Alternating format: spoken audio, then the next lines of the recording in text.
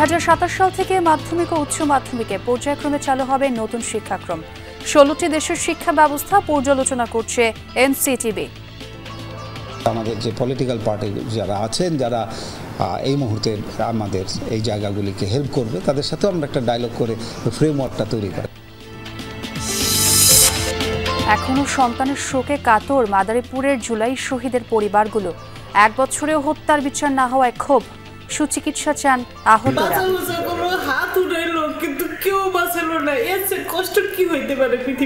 মাদারীপুরে আমরা যে 3-4 জন আছি, আমাদেরকে সরকারের আওতায় চিকিৎসার ব্যবস্থাটা করে দেওয়া হোক।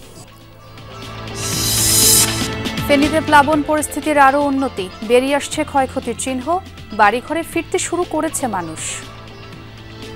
বন্যার কারণে আমাদের ফসলগুলো নষ্ট হয়ে যায়, যেমন এখন বীজগুলো নষ্ট হয়ে যায়। আমরা কোনো ত্রাণ চাই না, আমরা চাই যে আমরা থাইভাবে সিলোনিয়া নদীর বেবাদগুলা।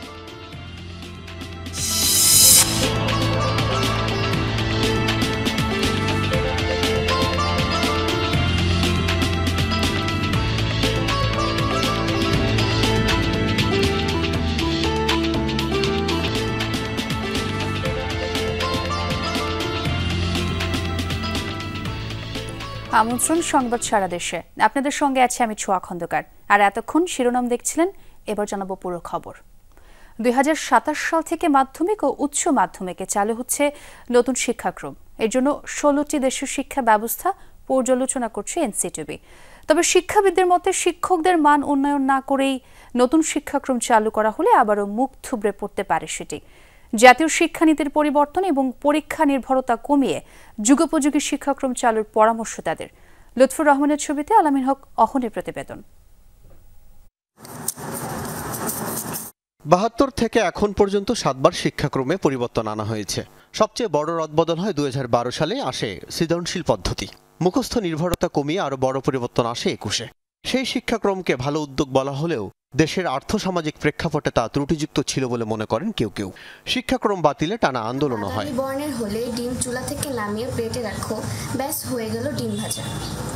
আওয়ামী লীগ সরকার পতনের পর ফিরিয়ে আনা হয় 2012 সালের আলোচিত সৃজনশীল শিক্ষাক্রম।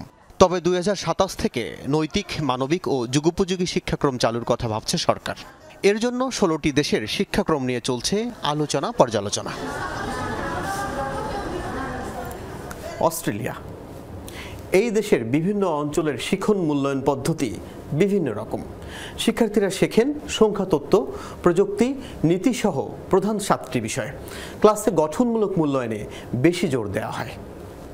যুক্তরাজ্য, যুক্তরাষ্ট্র এই দেশের বিভিন্ন অঞ্চলে শিখন ও মূল্যায়ন পদ্ধতি ওই অঞ্চলের স্কুলগুলো নিজেরাই ঠিক করে নেন। শিক্ষকরা শ্রেণীকক্ষে দক্ষতা ভিত্তিক মূল্যায়নে জোর দেন। তাই অনুসন্ধান ভিত্তিক শিক্ষায় উদ্বুদ্ধ হন শিক্ষার্থীরা। গণিত ও বিজ্ঞান তাদের মূল বিষয়। ফিনল্যান্ড এই দেশে নীতি, গণিত, বিজ্ঞান ও বিদেশি ভাষাসহ 6টি বিষয়ে বেশি জোর দেওয়া হয়। শিখন পদ্ধতি অনুসন্ধানমূলক। শ্রেণীকক্ষে জীবনমুখী সমস্যা সমাধান করান শিক্ষকরা। চীনের শিক্ষাক্রমে ভাষা, গণিত, নৈতিক ও রাজনৈতিক শিক্ষায় বেশি জোর দেওয়া হয়। সমালোচনামূলক চিন্তা, সমস্যা সমাধান, টিম ওয়ার্ক, উদ্বোধনী শিক্ষার ধারাবাহিক মূল্যায়ন হয় ক্লাসরুমে।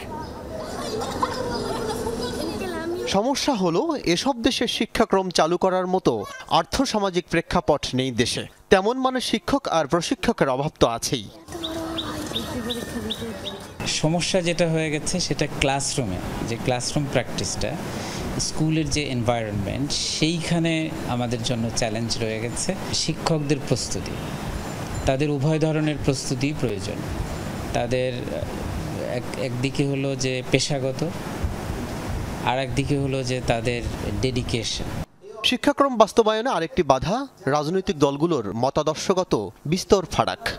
আমাদের যে পলিটিক্যাল পার্টি যারা আছেন, যারা এই মুহূর্তে আমাদের এই জায়গাগুলিকে হেল্প করবে, তাদের সাথেও আমরা একটা ডায়লগ করে ফ্রেমওয়ার্কটা তৈরি করি। এবং সেই ফ্রেমওয়ার্কে অবশ্যই সমস্ত পার্টির যে মতামত, সেই মতামতের ভিত্তিতেই এটা আমরা করতে চাচ্ছি। এবং সেটার পরিপ্রেক্ষিতে যেই আসুক, যেই এই জায়গাটা করুক, তারা এটাকে ওন করবে। শিক্ষাবিদরা জানালেন অনেক দেশই যুগের সাথে তাল মিলিয়ে প্রায় প্রতি বছরই শিক্ষাক্রমে পরিবর্তন আনে। সেটি শিক্ষার্থীদের জন্য ভালো। যদি কারিকুলাম পরিবর্তন করতে হয় তাহলে আমাকে আগে কনস্টিটিউশন ঠিক করতে হবে, অথবা যে বিদ্যমান কনস্টিটিউশন আছে এটাকে আমরা বেস ধরে, অথবা জাতীয় ঐকমত্যের ভিত্তিতে যে কনসেনসাসগুলো হয়েছে সেগুলোকে বেস লাইন ধরে আমাদেরকে আগে একটা শিক্ষানীতি তৈরি করা লাগবে।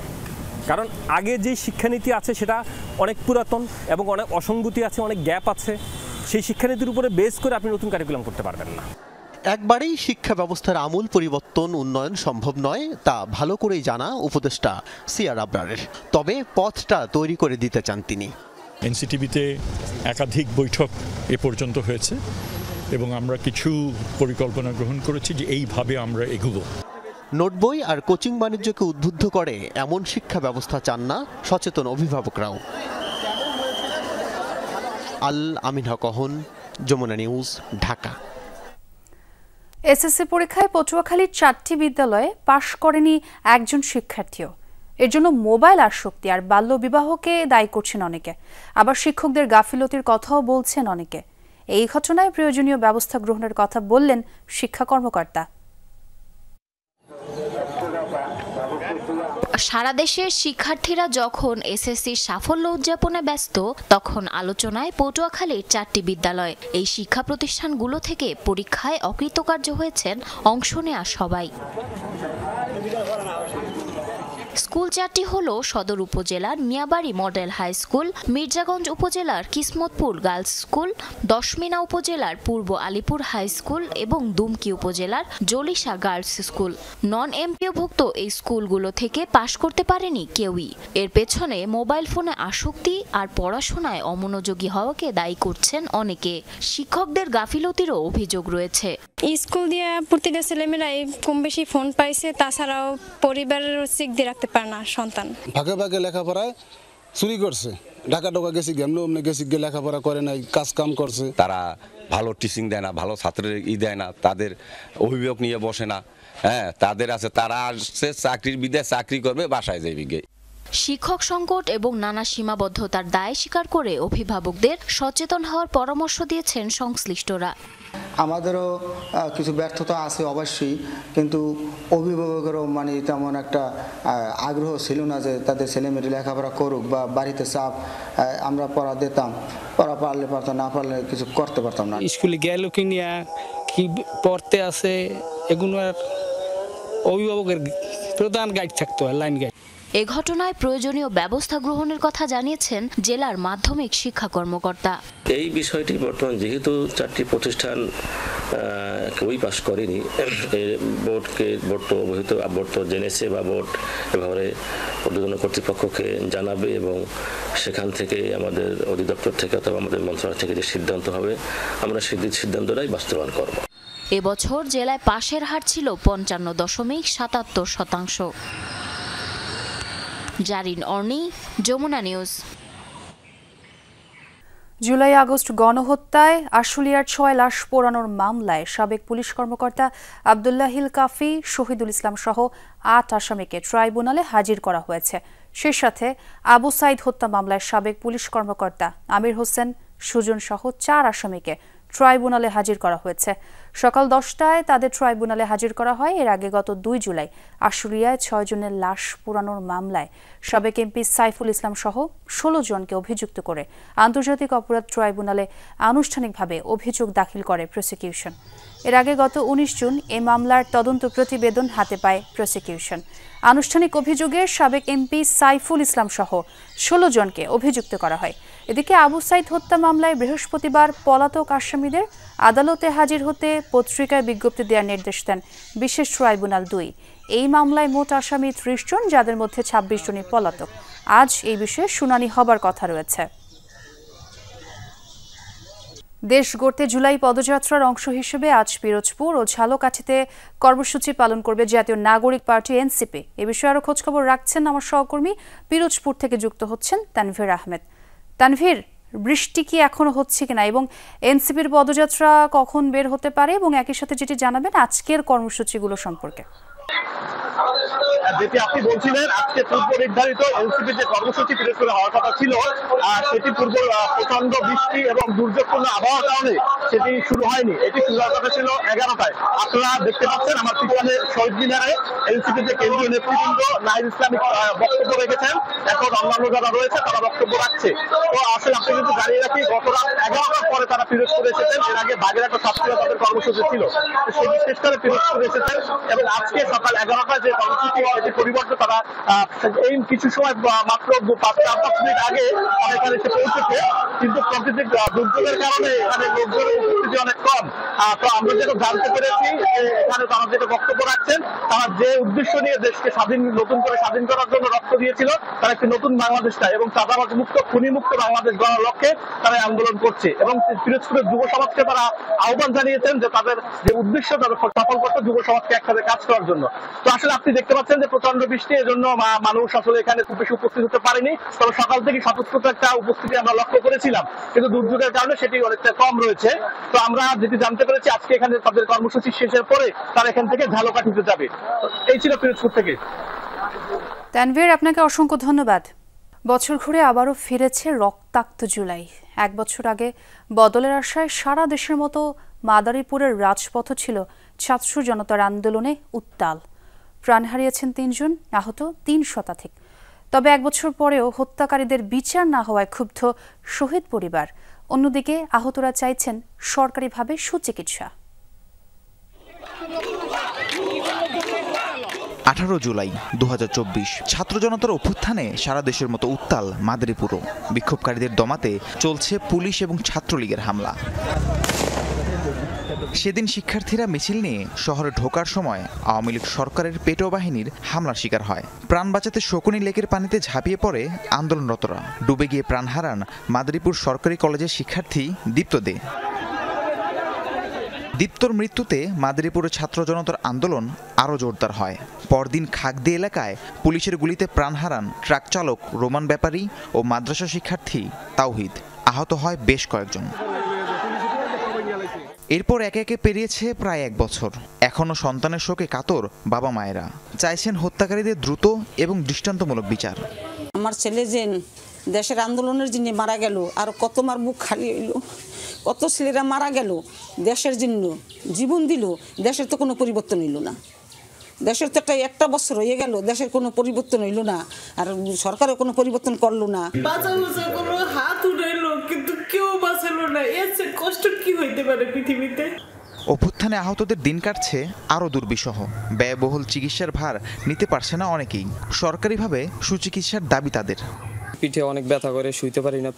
পুরো পিঠে হলো 200-250 প্লাস গুলি আছে, এগুলো অনেক অসুবিধা, ঘুমানোর সময়। আমি চাই মাদারীপুরে আমরা যে 3-4 জন আছি, আমাদেরকে সরকারের আওতায় চিকিৎসার ব্যবস্থাটা করে দেওয়া হোক। কেননা আমরা দীর্ঘদিন যাবৎ এই চিকিৎসার গাফলতিতে ভুগছি আর কি। সরকার থেকে যে প্রত্যাশা ছিল আহতদের দেখভালের এবং শহীদ পরিবারের পাশে থাকার, আমরা যথোপযুক্ত ইয়াটা পাই নাই। সরকার থেকে সেই সাপোর্টটা এখনও দেখতেছি না। এখনও আমাদের জুলাই যোদ্ধারা আহতরা হাসপাতালে। জুলাই অভ্যুত্থানে মাদারীপুরে 3 জন শহীদ হয়েছেন। এই হত্যাকাণ্ডে 3টি হত্যা মামলা দায়ের করা হয়েছে। ঢাকায় আন্দোলনে অংশ নিয়ে প্রাণ হারিয়েছেন 19 জন। রাহিম সারোয়ার, যমুনা নিউজ। পানি নামতে থাকায় ফেনীতে কমেছে প্লাবনের ভয়াবহতা, বেরিয়ে আসছে ক্ষয়ক্ষতি। ফুলগাজীর বেশিরভাগ জায়গা থেকে পানি নেমে গেছে, তবে এখনও প্লাবিত মুন্সিরহাট, দরবারপুর, আনন্দপুর ইউনিয়নের অনেক বাড়িঘর। নোয়াপুর গ্রামের সেলোনিয়া নদীর ভাঙা স্থান দিয়ে এখনও পানি ঢুকছে লোকালয়ে। ছাগলনাইয়া, ফেনী সদর ও দাগনভূঞা উপজেলায় প্লাবিত গ্রামগুলো থেকে পানি নামতে শুরু করেছে। পরশুরামে বেশিরভাগ বাড়িঘর থেকেই নেমে গেছে পানি, আর স্পষ্ট হচ্ছে ক্ষয়ক্ষতির চিহ্ন।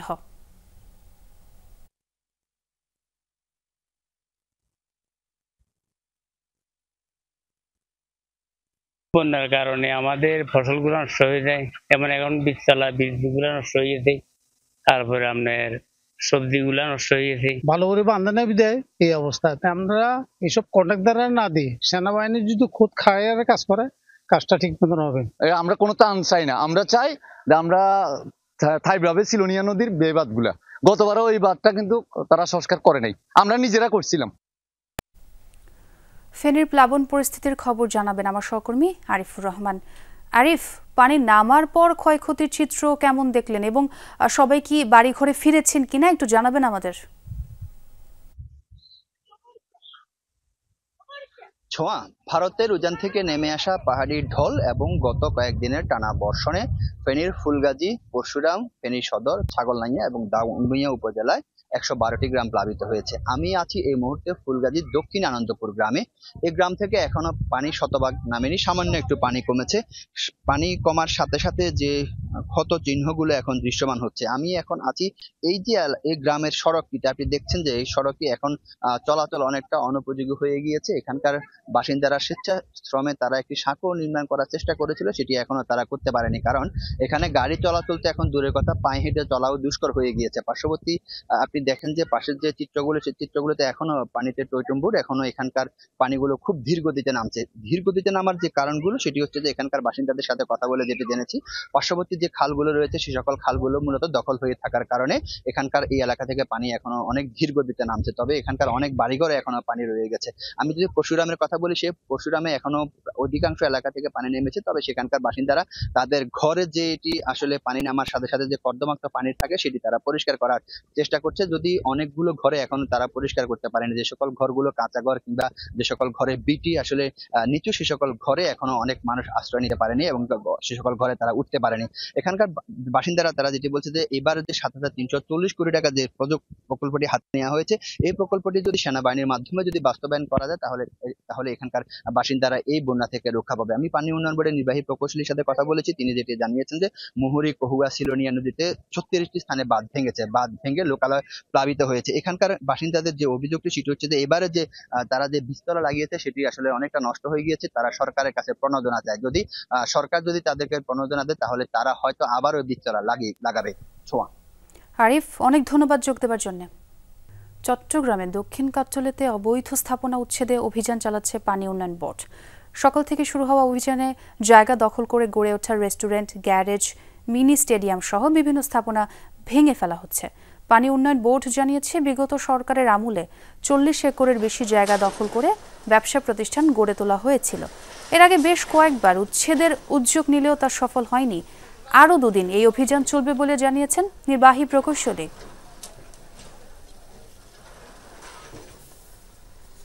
এই জায়গাগুলো আমরা দীর্ঘদিন ধরে আসলে চাচ্ছিলাম যে এগুলো অবৈধ দখলদার মুক্ত করতে, যেহেতু সরকারি জায়গা এবং আমাদের সবারই একটা দায়িত্ব রয়েছে এই জায়গাগুলো যাতে পানি উন্নয়ন বোর্ডের অধীনেই থাকে।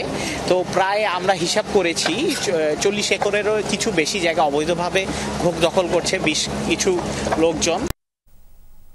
আর এই ছিল সংবাদ সারা দেশের এখনকার আয়োজনে। এতক্ষণ যারা সঙ্গে ছিলেন সবাইকে ধন্যবাদ।